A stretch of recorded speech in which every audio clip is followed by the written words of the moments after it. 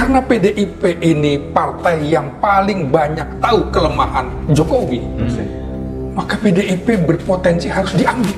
Karena kalau tidak, akan terbuka semua. Karena titik kelemahan semuanya, rahasianya ada di PDIP. Kunci kotak panduannya ada di PDIP. Betul. Jadi ini betul-betul perang Baratayuda.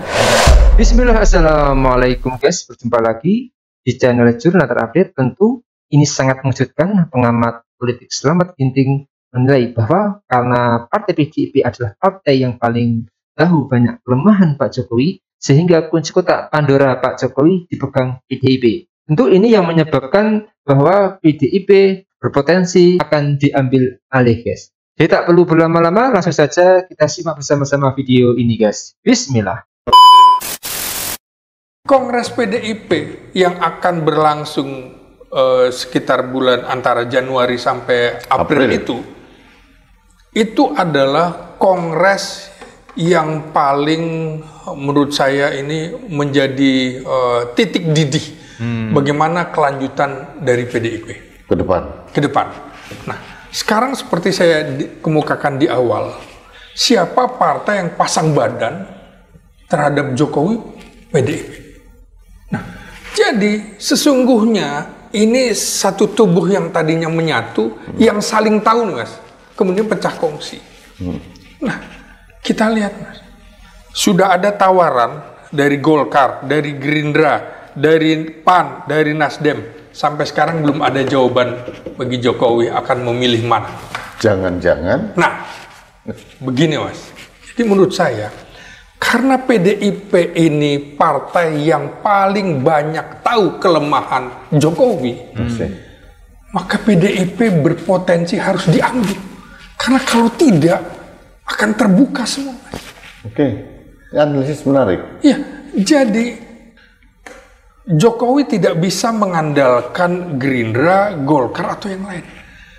Karena titik kelemahan semuanya, rahasianya ada di PDIP.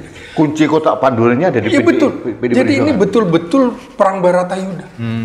Nah, pertanyaan saya tuh, kalau kita melihat secara normatif, kita udah baca.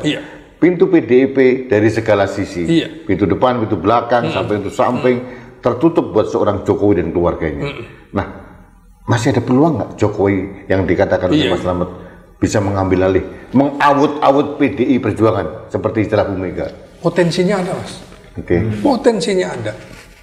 Jadi politisi kita itu yang seperti saya kemukakan tadi, dia bisa berbohong, bisa berkhianat segala macam, termasuk di PDIP, Mas. Jadi ketika kemudian situasi tidak memungkinkan, banyak balik badan. Banyak yang akan menyerang Megawati juga. Termasuk di internal? Iya, termasuk di internal. Anda yakin begitu? Iya. Makanya saya bilang dari tadi, pernyataan Mark Twain itu, politisi adalah profesi yang bisa berbohong, menipu, berkhianat, korupsi, bahkan membunuh sekalipun, tapi dia tetap terhormat. Dan itu semua akan dilakukan. Potensinya besar, Mas. Oke, Mas. Bagaimana, saya ingatkan dulu waktu peristiwa di ujung masa pemerintahan Orde Baru. Bagaimana orang-orang dekat Megawati itu keluar menusuk Soeharto. Dekat Soeharto waktu itu. Terakhir masa rejim Orde Baru Soeharto itu. Itu kan orang-orang dekatnya Megawati keluar. Dan waktu itu saya ingatkan juga, orang-orang dekatnya Soeharto juga balik badan tuh. Sama. Ginanjar Sasmita, Kartasasmita, 14 menteri itu, Mas. Akbar Tanjung dan lain-lain. Jadi ini potensi, Mas. Nah, ini dilihat bahwa ini kesempatan. Mohon maaf, saya harus mengatakan bahwa partai-partai menuntut negara, menuntut pemerintah demokratis. Tapi sesungguhnya di dalam partai, kehidupannya adalah fasisme, saling bunuh. Dia menuntut demokrasi oleh pemerintah, oleh negara. Di partai sendiri, apa iya ada demokrasi? Mungkin Mas Rudi bilang demokrasi terpimpin apa segala macam. Nonsen juga, Mas. Ada nepotisme di situ. Ini yang diserang. Ingat nggak? Upaya pembegalan Demokrat. Yang dituding apa? Nepotisme, keluarga. Maka di PDIP juga akan dituding seperti itu. Sesungguhnya kehidupan bernegara, nepotisme yang dilakukan oleh Jokowi juga begitu. Jadi ini peran para bandit politisi nih sesungguhnya. Nah, kita yang harus kita jaga adalah aset-aset bangsa ini. Partai ini harus kita selamatkan. PDIP harus kita selamatkan karena ini bagian dari PNI. Artinya ini partai paling lama usianya. 1 abad nih 2027 nanti, Mas. Iya, Mas, saya melihat begini, bahwa saat ini tolong koreksi kalau saya salah. Partai yang mempunyai ideologi yang paling jelas dibandingkan partai yang lain itu adalah PDIP, nasionalisme. Yang lain idealisme sama, pragmatisme semua. Partai. Nah, pertanyaannya, seberapa kuat elit-elit PDI Perjuangan atau mungkin spin off control dari seorang Megawati Soekarno Putri mengendalikan teamworknya untuk membentengi atau membuat barrier masuknya rencana anggota Jokowi? Saya kira sekarang pragmatisme itu lebih menonjol daripada ideologis. Yang harus kita selamatkan adalah nasionalisme Soekarno-nya itu. Ini adalah aset nasional kita, ya begitu. Mas Selamat melihat bahwa di dalam internal PDI Perjuangan juga ada orang-orang yang pragmatis. Publik sudah melihat, Mas. Di dalam keluarga saja, di dalam keluarga Megawati dianggap sudah ada faksi-faksi gitu.